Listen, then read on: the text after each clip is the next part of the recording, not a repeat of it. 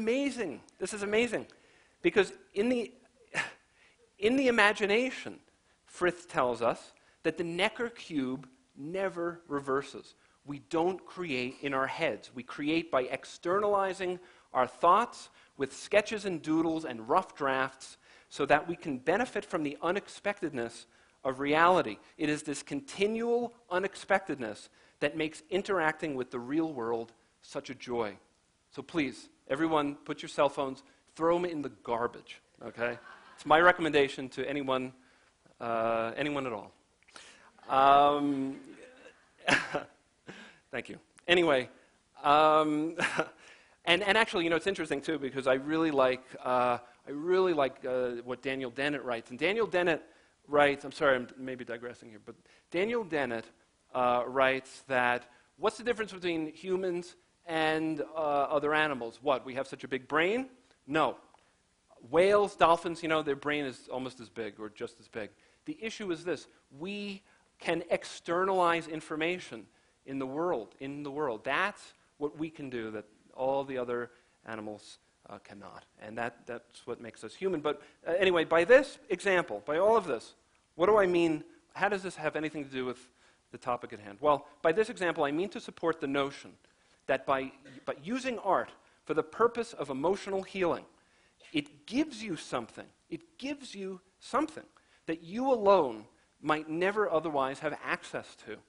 And by extension, something even you and your skilled psychotherapist together might still not otherwise have access to. So the art in art healing is akin to a porous substrate which permits a chemical reaction to proceed. And when we talk about art, we often talk about beauty and feeling good. And we talk about perhaps what the philosophers have told us over years and years about what elevates a work of art to capital A art. And I am suggesting here that you put aside this notion for art healing and you focus more on your openness to the experience, any experience, whatever the experience might end up being about or feeling like. It could be any of the following. It could be reassuring. It could be pleasant, stimulating, challenging, provocative, painful, disturbing, jarring, or ineffable, and therefore allowing for greater complexity. Now, Umberto Eco recognizes the potentially paradoxical nature of beauty and art. In his History of Beauty, he says this. He says, although ugly creatures and things exist, art has the power to portray them in a beautiful way, and the beauty of this imitation makes ugliness acceptable. The ugliness that repels us in nature exists, but it becomes acceptable and even pleasurable in the art that expresses and shows beautifully the ugliness of capital U ugliness. So if a work is jarring, challenging, disturbing, dark, sinister, painful, do not necessarily look away. It might just be that the work that captures your attention as it emblazons itself upon your psyche offers up something very personal and very, very useful to you, and something which perhaps is ultimately much more soothing and ameliorative than any soft-appearing, color-filled, or happy-themed work could ever be. So in my view, art becomes more beautiful the greater its personal gift to the art seeker. No matter what its subject matter and no matter what kinds of sensations emerge, like the giving tree, a kind of, even an old stump is perfect for the old man who needs simply a nice place to sit. And like the boy and the tree, or the old man, or what's left of the tree, there is a relationship between the art and the art seeker.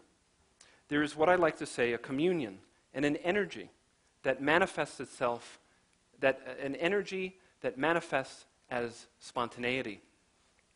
And importantly, there exists then an opportunity for a borrowing, a call and a response. Ultimately, there is a mystery which becomes solved as you delve into the work of art and your own psyche at once, together, as the work and your core issues braid around each other as you read yourself into a work which is before you. Thus, the art healing process cannot, by necessity, be understood in advance, before meeting the art and the art seeker, before this meeting of the art and the art seeker. It touches truth in a way that is unique and special, and not wholly dependent upon left brain logic or language, and also not dependent upon any person's acumen as an expressive artist.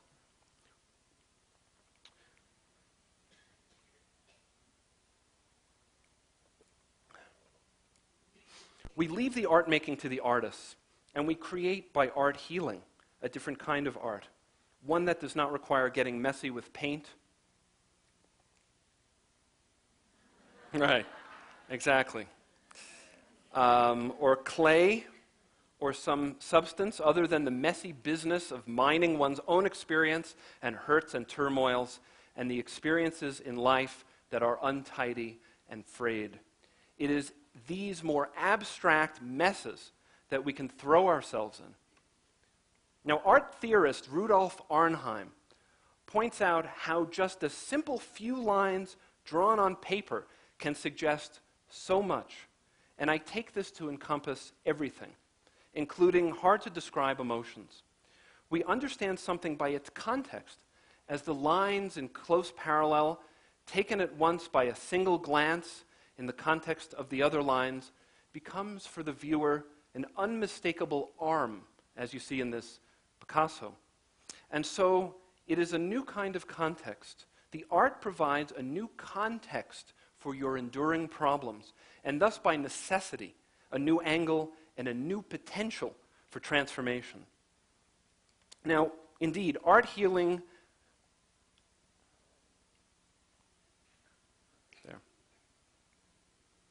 Art healing can occur not just in Chicago or wherever you might find art, but now online. You can find it in the so-called black box installations, which are common in major art museums, galleries.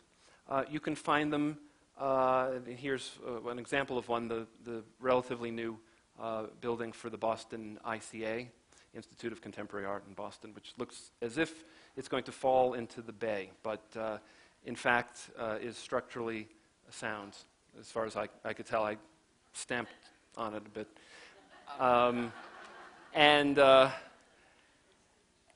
this is the most amazing thing. If you've not seen the Google Art Project, has anybody seen the Google Art Project?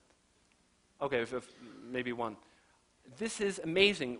When you're no longer on vacation and this, it's not a blue sky any longer. Obviously, this won't apply to anyone here, but in New Mexico. But you should really check this out. You can virtually enjoy art as close up as you want. In fact, closer than you can get physically to the paintings themselves, where you see the impastoed paint and feel as if you're there. It's incredible. And so here's an opportunity for someone who's maybe not so mobile to do art healing. And certainly there are art works that are made exclusively for the medium of the internet. So, I mean, that's another area to explore. But art healing is at once temple, playground, and therapist couch all in one. Art healing provides insight by looking at a work's patterns and recognizing your own patterns of behavior, feeling, negative thinking, and so forth.